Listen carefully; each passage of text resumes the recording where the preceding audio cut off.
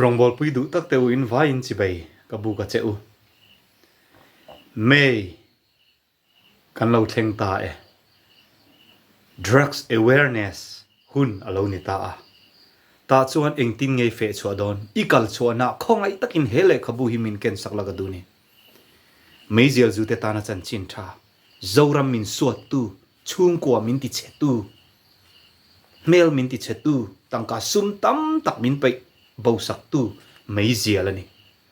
thil dang ku wa sa da te po tam mai chung te chuna kina kan soi thawa he Meizial hian min ne em maya a meya pai min ne thawa Meizial kha pai bo thak tunin tu na ron som cheni hele khabu chunga hian abc atanga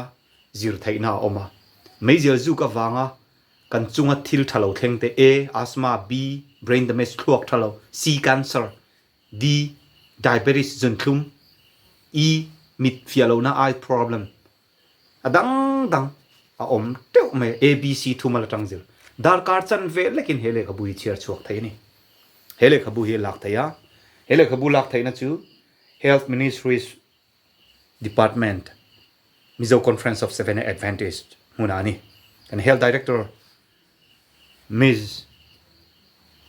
Kimi ania chumi nena alak thaya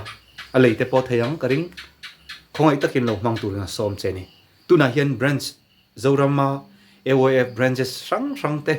kan oma chuta abik takin hei ka riat sol lo chuan health department lama tanga ka riat dan chuan mamit AOF branch te hianin drugs awareness in make chung ngai nen tuma chuta chon hele khabui sem ngai turin ti tak zeta sem turin midang hena pe chuak turin a som chone branches dang te poni se mi in Meizial ngai to chuan Meizial ngai du na thin lunga nei to chon lalpa nei du na nei nei ti chiang em mai ni chu wangi hele khabui war thei pat topi isemang u kan reprint lenga kan ti chuak non lenga hei khongai takin Cherput olsam taka riat thiam thei turin ziah ania chuwangin khongai takin hele khabui lo sem chuak turin Krista mingin ka som choni hele khabu chiar tu tele sem tu zong te rong bol puite in lalpan mal som vek cheu ro se